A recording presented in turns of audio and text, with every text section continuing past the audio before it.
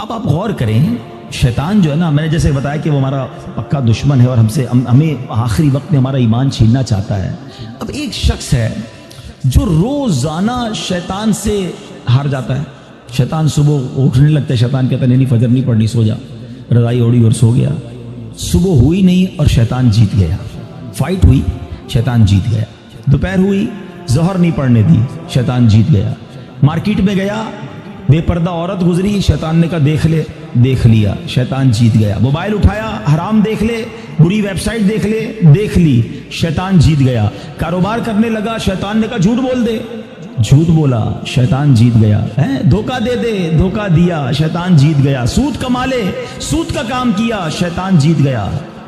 جس سے روز شیطان جیت رہا ہے، مرنے سے پہلے والی جو فائٹ ہوگی ادھر بھی تو شیطان آئے گا نا اس کو سمجھانے کے لیے کہ ایمان درست نہیں ہے، مسلمان درست نہیں ہے، اللہ کا کلمہ مت پڑھ۔ جو روز شیطان کی مان رہا ہے، کہیں مرنے سے پہلے بھی مان گیا تو اس کا کیا بنے گا؟ تو روز شیطان کی ماننے والے کے بارے میں یہ ڈر ہے کہ مرنے سے پہلے اس کا ایمان چھین لیا جائے گا۔ اور جو روز شیطان کو ہرا رہا ہے، سردی کے دن ہے، جی چاہتا ہے نہ اٹھوں، شیطان کہتا ہے سو جا، کہتا نہیں میں رحمان کا بندہ ہوں، شیطان کا بندہ نہیں، وہ فجر ادا کرتا ہے، شیطان کو ہراتا ہے۔ شیطان کہتا ہے حرام دیکھ، وہ نہیں دیکھتا، شیطان کو ہراتا ہے۔ شیطان کہتا ہے حرام کما، بڑے پیسے اس کام میں، وہ کہتا ہے نہیں حرام مجھے نہیں چاہیے۔ شیطان کو ہراتا ہے، بے پردگی سے اسے بچاتا ہے، وہ لڑتا ہے شیطان سے روزانہ۔ یہ فائٹ ساری زندگی رہے گی، یاد رکھو۔ اور جو روز شیطان سے لڑ رہا ہے نا، انشاءاللہ جب مرتے وقت شیطان اس کا ایمان چھیننے آئے گا نا، وہ ادھر بھی شیطان کی نہیں مانے گا، کلمہ پڑھ کر قبر میں چلا جائے گا۔ ہم بھول جاتے ہیں، وہ نہیں بھولتا، ہم سوتے ہیں، وہ نہیں سوتا، وہ جاگ رہا ہے، وہ ہم پر حملے کر رہا ہے، باریک حملے کرتا ہے۔ تو پہلی بات آج سمجھ جاؤ کہ ایمان سلامت لے کر قبر میں جانا یہ ہمارا الٹیمیٹ ٹارگٹ ہونا چاہیے، ایٹ اینی کاسٹ۔ اگر ایمان میرے ہاتھ میں نہیں رہا تو میں تو گیا نا۔ تو ہمیں اس کی فکر بھی کرنی ہے، اس کے لیے دعائیں بھی کرنی ہیں، ہماری نمازوں میں، ہماری دعاؤں میں یہ شامل ہونا چاہیے۔ اب بزرگوں کی دعائیں تو پڑھیں نا، نبی پاک کی دعائیں پڑھیں، ایمان کی سلامتی کا وہاں آپ کو ذکر ملے گا، ایمان کی حفاظت کا ذکر ملے گا۔ ہماری دعا کیا ہے؟ یا اللہ کاروبار میں برکت دے دے، صحت میں برکت دے دے، بڑا بنگلہ مل جائے، نوکری مل جائے۔ میں نہیں کہتا اللہ سے مت مانگو، اللہ کے سوا کس سے مانگیں گے؟ مگر آخرت بھی تو مانگو نا۔ قرآنی دعاؤں کو پڑھیں، اللہم ربنا آتنا فی الدنیا حسنہ، مگر فوراً کیا ہے؟ وفی الآخرۃ حسنہ، پھر آگے وقنا عذاب النار، اپنے عذاب جہنم سے بھی بچا۔ تو اللہ کرے کہ ہم اپنے ایمان کی حفاظت کی فکر کریں۔ آج کے دور میں واقعی نیکی کرنا اتنا آسان نہیں ہے، لیکن آپ اتنی مشکل سے نیکی کر بھی رہے ہیں، مگر اس کو سنبھال رہے ہیں کہ نہیں؟ اس کی حفاظت کر رہے ہیں کہ نہیں؟ اس کے بارے میں فکر مند ہے کہ نہیں؟ آپ کو پتا ہے کہ چور کیسے چوری کر کے جا سکتا ہے آپ کی نیکیوں کو؟ سب سے جس کو کہیں کہ اہم ترین معاملہ پتا ہے کیا ہے؟ کہ انسان کا ایمان چھن جائے۔ جس کا ایمان چلا گیا نا، اب اس کا کوئی عمل اس کے کام نہیں آئے گا، چاہے اس کی زندگی سجدوں سے بھری ہوئی ہو، چاہے اس نے بہت نمازیں پڑھی ہوں، ساری زندگی روزے رکھے ہوں، ایمان نہیں تو کچھ بھی نہیں۔ اور یہ بات قرآن کہتا ہے، اللہ کا کلام کیا فرماتا ہے سنیے۔ رب کریم قرآن میں ارشاد فرماتا ہے وَمَن يَرْتَدِدْ مِنْكُمْ عَنْ دِينِهِ فَيَمُتْ وَهُوَ كَافِرٌ فَأُولَئِكَ حَبِطَتْ أَعْمَالُهُمْ فِي الدُّنْيَا وَالْآخِرَةِ وَأُولَئِكَ أَصْحَابُ النَّارِ هُمْ فِيهَا خَالِدُونَ۔ اب اس کا ترجمہ سنو۔ اور تم میں جو کوئی اپنے دین سے پھرے پھر کافر ہو کر مرے تو ان لوگوں کا کیا اکارت گیا، دنیا میں اور آخرت میں سب ضائع ہو گیا، اور وہ دوزخ والے ہیں، انہیں اس میں ہمیشہ رہنا ہے۔ ایک بات یاد رکھیے گا، یہ ہمیں بعض اوقات سمجھ نہیں آتی کہ یار بندہ مسلمان ہو کے کافر کیسے ہو سکتا ہے؟ اللہ کے حبیب علیہ الصلوۃ والسلام کی بڑی مشہور دعا ہے، یا مقلب القلوب ثبت قلبی علی دینک، اے دلوں کو پھیرنے والے میرے دل کو اپنے دین پر ثابت قدمی عطا فرما۔ اللہ کے نبی دعا کر رہے ہیں جن کے صدقے ہمیں دین ملا ہے۔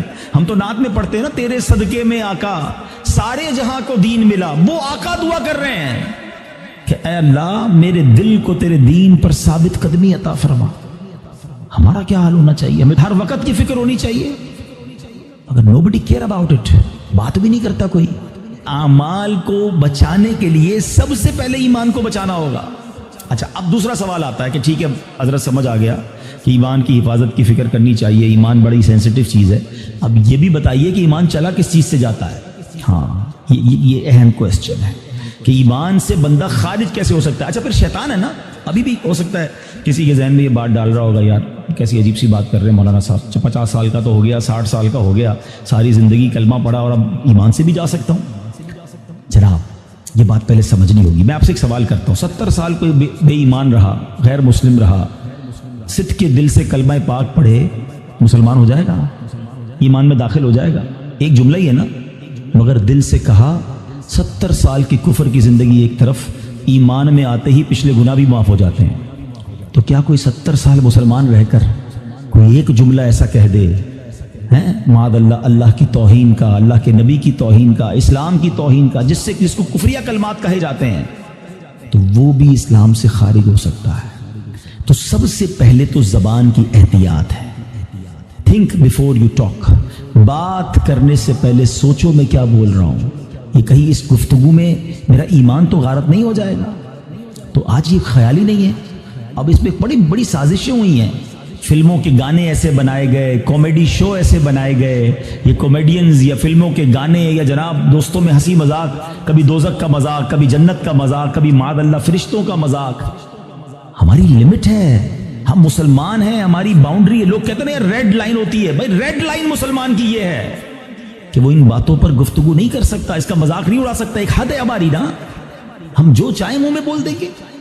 دنیا میں کئی ایسے ملک ہیں جہاں کسی ادارے کے خلاف بات نہیں ہو سکتی، کسی پرسنالٹی کے خلاف بات نہیں ہو سکتی، ہم اس کو فالو کرتے ہیں، مگر ہم اسلام کے بارے میں، دین کے بارے میں جو منہ میں آیا کہہ رہے ہوتے ہیں۔ تو یاد رکھیں شیطان تو چاہتا ہی یہی ہے، الٹیمیٹ گول بتائے شیطان کا کیا ہے؟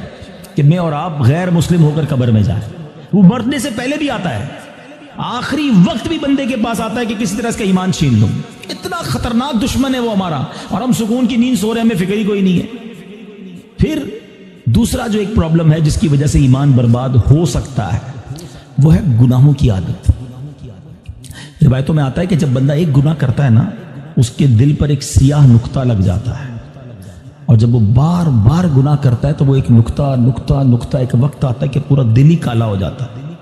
جب دل کالا ہو جاتا ہے تو اس پر نصیحت کی بات ہی اثر نہیں کرتی ہے، پھر شیطان کے لیے بڑا آسان ہوتا ہے اس کا ایمان چھیننا۔ میں آخری بات اس موضوع پہ کر لوں تاکہ اگلے عمل کی طرف جاؤں، ورنہ یہی ایک ٹاپک ایسا ہے کہ میں پورا بیان اس پر کروں، اور کرنے چاہیے ایسے بیانات کہ ایمان کی حفاظت کی فکر بہت ضروری ہے۔